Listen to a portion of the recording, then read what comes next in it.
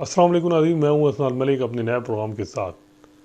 नाज़रीन, जैसा कि आपको मालूम है कि सुप्रीम कोर्ट ऑफ पाकिस्तान ने सेनेटर फैसल वाडा की प्रेस कॉन्फ्रेंस का नोटिस ले लिया है। फैसल वाडा ने बुध वाले दिन एक बड़ी यानी एग्रेसिव किस्म की प्रेस कॉन्फ्रेंस की और उसमें उन्होंने जजेस खासकर जस्टिस अतर मिनल्ला और जस्टिस बाबर सत्तार को अटैक किया और ऐसा बज़ाहिर लगा कि जिस तरह इंटिमिडेशन की गई हो ये है। और जब ये कल चीज़ हुई तो बड़े लोगों ने कंसर्न शो किए कि ये क्या हो रहा है। एक तरफ हुकूमत जो है, जैसे मैंने बताया, ग्रैंड डायलॉग की बात कर रही है।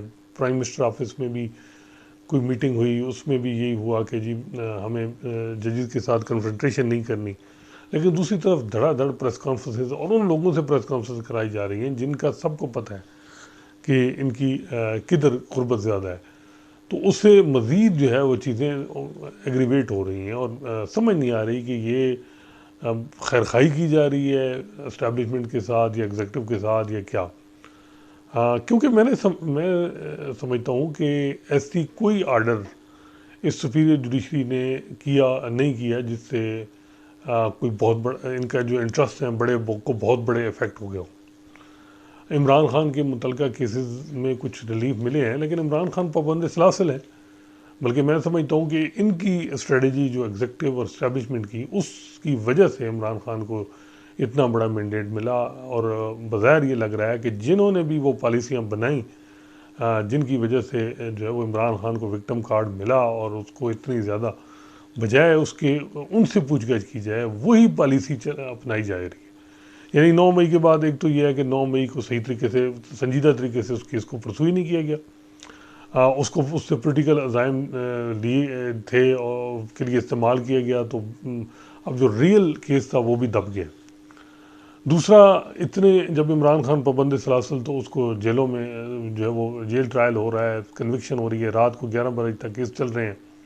और जो आपने देखा होगा कि इद्दत केस है उसका जिस तरीके से प्रोसीडिंग चली और उस पर रिएक्शन आया और लोगों ने वोट दिए। फिर जो इंटर पार्टी इलेक्शन और फिर ये था कि जी इमरान खान का नाम नहीं लेना जी टीवी पे, बानी तरीके इंसाफ और ये बातें हो रही।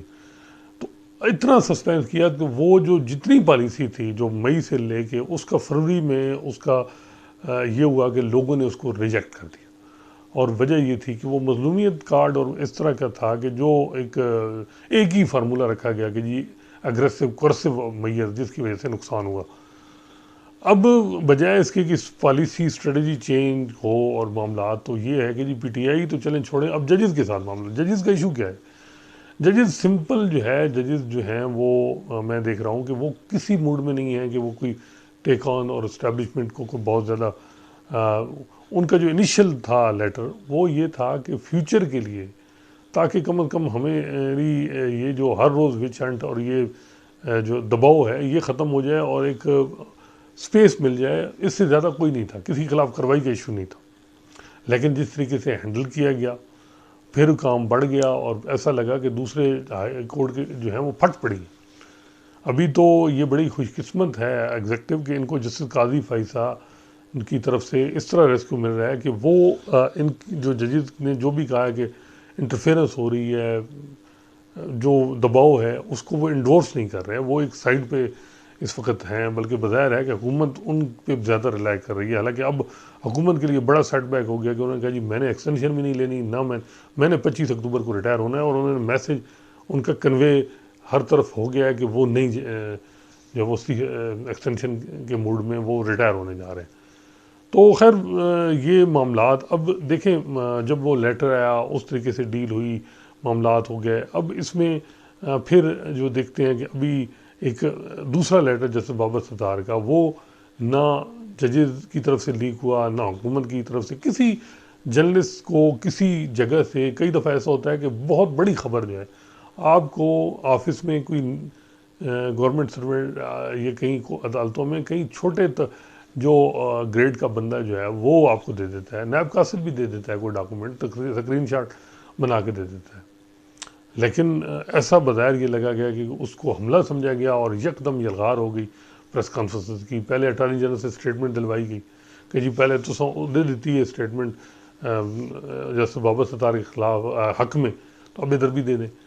वो भी मेरा ख्याल है कि वो जस्टिस, बल्कि अटार्नी जनरल साहब की पोजीशन है कि इंतहाई ऑनरेबल शख्सियत जो इस वक्त चाहते हैं कि डायलाग हों, मामलात ठीक हों, उनको भी कंट्रोवर्शियल किया।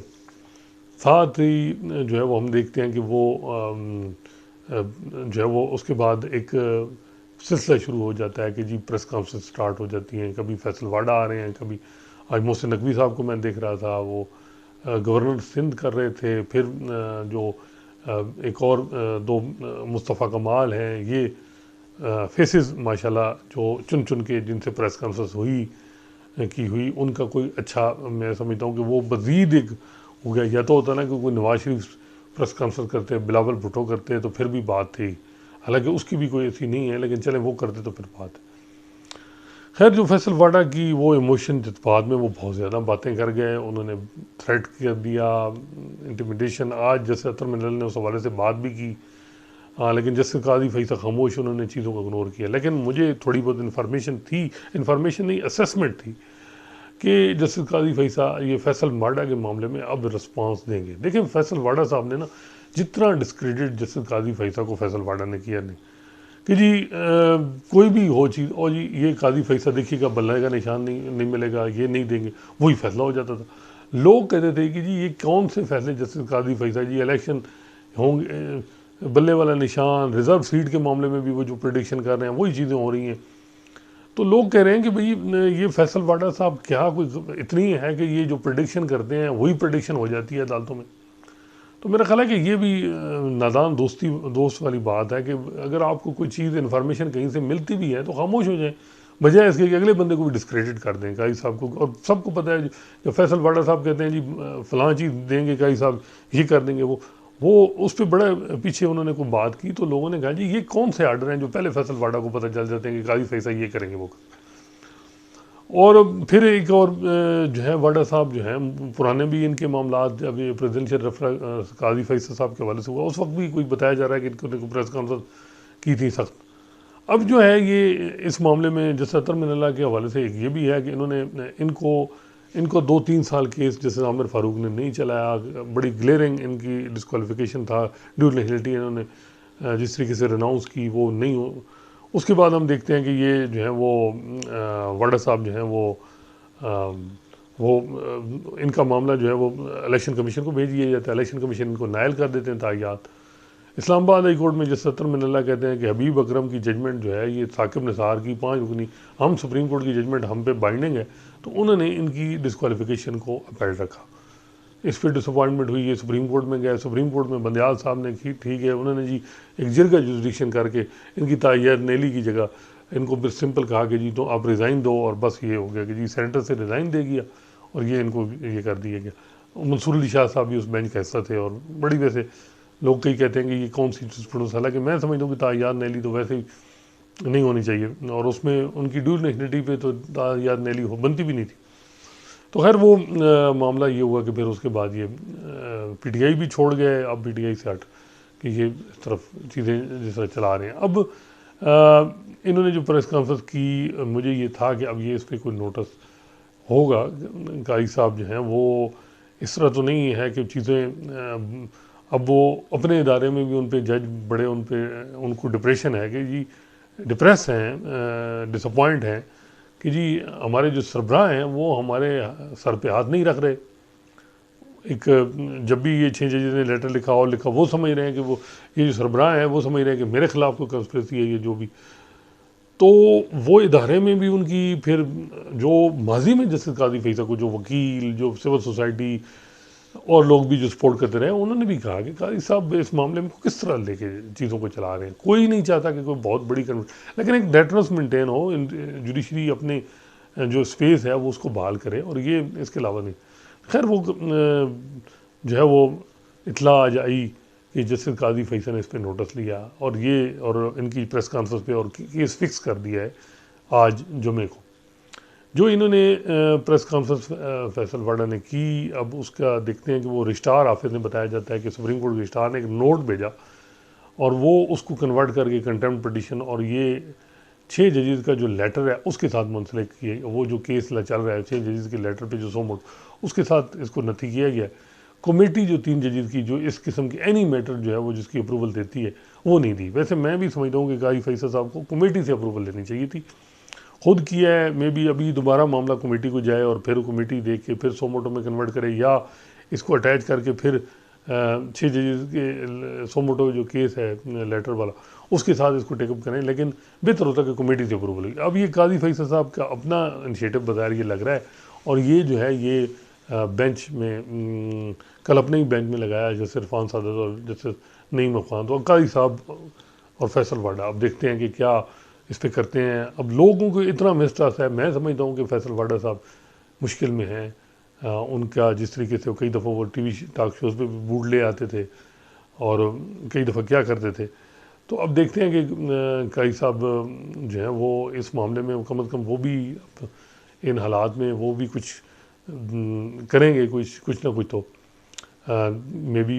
अब क्या वो कोई रिमार्क्स आएंगे, कल लाइव स्ट्रीमिंग भी हो सकती है क्योंकि ये केस है पब्लिक इंटरेस्ट का, तो अब देखना है। होना तो ये चाहिए कि ये लाइव टेलीकास्ट हो, और काजी साहब ये जो परसेप्शन बनाई जा रही है कि वो अपने इदारा कहीं और खड़ा है, पूरा अपना जुडिशरी का मेजॉरिटी जजेस और वो एक जगह खड़े हैं, वो भी एक होनी चाहिए। और दूसरा ये अब एक्सटेंशन वगैरह की चीज़ भी क्लियर हो गई है चीज़ों को, मैं तो समझता हूँ कि बैलेंस आउट उनकी तरफ से करना चाहिए, ये उनके भले में है, और बाकी तो किसी के भले में नहीं है।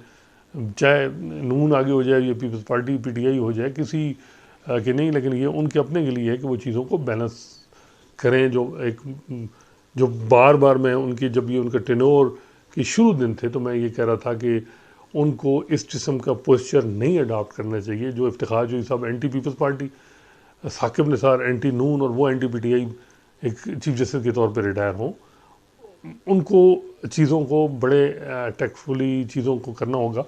बहुत से लोगों का ये भी कहना है कि जजमेंट तो उनकी खुद एक 13 जनवरी वाली बल्ले वाली इंटर पार्टी इलेक्शन जो इलीगल डिक्लेयर हुए जिससे उनका बल्ला निशान छीना गया, एक वो मामला, और ये एक दो और फैसलों में तो इतना इशू नहीं है जितना उनकी और मामला में है कि कई चीज़ों में जिसमें मुख्तदर उनके इंटरेस्ट हैं वो केस टेकअप नहीं किए, कई दफ़ा रिमार्क्स ऐसे दे दिए जिस पर भी मज़ा।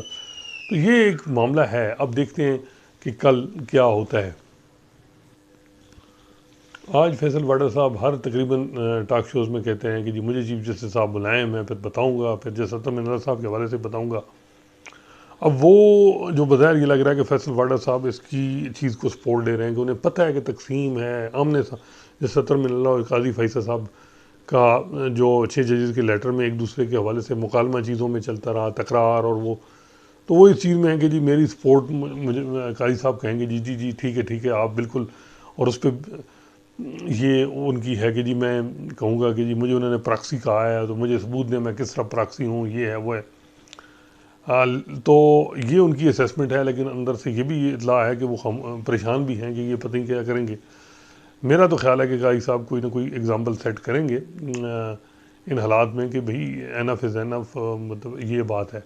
अब दूसरी तरफ से जो कुछ लोगों को एप्रीहेंशन है, यहाँ इस मुल्क में हर चीज़ में कंस्पिरेसी भी देखी जाती है और दूसरे हर एंगल से देखा जाता है। कहते हैं जी कहीं इस्लामाबाद हाई कोर्ट के जजेस ने कंटेम्प्ट की कार्रवाइयाँ शुरू कर दी और वो इंस्टीट्यूशनल रिस्पॉन्स दे रहे थे, तो काजी फैसल साहब जो ये कंटेम्प्ट की कार्रवाई करेंगे कहीं ऐसा ना हो कि वो चीज़ें भी वाइंड अप कर दें और कुछ हो भी नहीं, और जो है वो जो उनकी तरफ से कुछ चीज़ें हो रही हैं वो भी रुक जाएं। ये भी एक मामला है, लेकिन मेरा नहीं ख्याल इस तरह के मामला तो होंगे। मुश्किल है। अब जो है वो अभी अगर उनकी जो उन्होंने कह दिया है कि उन्होंने एक्सटेंशन नहीं लेनी, एक तो ये अभी रिज़र्व सीट का फैसला अभी भी बड़ा इंपॉर्टेंट है फाइनल उसमें क्या, लेकिन एक बात है कि जब ये इस तरह की बात स्टेटमेंट आ जाए तो जजेस जो हैं वो जो अगला चीफ जस्टिस है वो उसकी ओपिनियन को ज़्यादा वेटेज देते हैं कि उस इस मामले में क्या है, किस तरह की चीज़ में। तो खैर अब जो मैं समझता हूँ कि ये जो फैसल वाडा साहब का मामला है ये कल जब टेकअप होना है तो इसमें बज़ाहिर लग रहा है कि ये कमेटी को में भी रेफ़र हो सकता है, या वो 6 जजेस के लेटर जो लिखा उस पर सोमोटो जो लिया हो रहा है उस केस के साथ मुंसलिक हो सकता है। तो इम्पॉर्टेंट यानी, लेकिन जो चीफ जस्टिस काजी फैसल की तरफ से कुछ रिमार्क्स गलबन आएंगे और रिमार्क से चीज़ें मज़ीद क्लियर होंगी कि वो किस इंटेंशन के साथ जो है वो इस चीज़ को देख रहे हैं।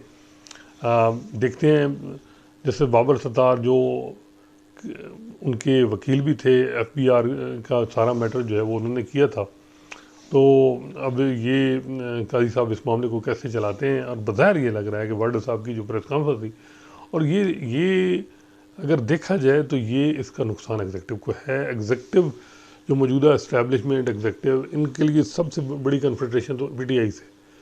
असूलन तो ये होना चाहिए कि ग्रैंड हयात हो, ग्रैंड ग्रैंड डायलॉग हो, जिसमें पीटीआई, मुक़्तदर हल्के, एग्जेक्ट, सारी सियासी जमातें सारी बैठ के कोई मुल्क की बेहतरी के लिए कोई कुछ चीज़ें ऐसा कोई कुछ अंडरस्टैंडिंग हो मामलात के साथ चले। तो अब ये मामलात देखते हैं कि किस तरफ जा रहे हैं, क्या किस तरफ लेके जाया जा रहा है। तो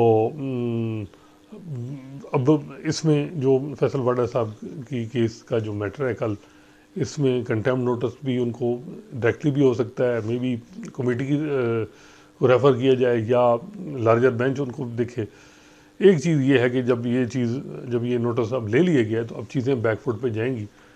और वही मैं कह रहा हूँ कि ये जब इस तरह की क्रिटिसिज्म, या तो क्रिटिसिज्म, वही मैं बता रहा हूँ कि नवाज शरीफ को प्रेस कॉन्फ्रेंस करें, प्रेस कॉन्फ्रेंस बुला के वो उसका ही इम्पैक्ट पड़ता है।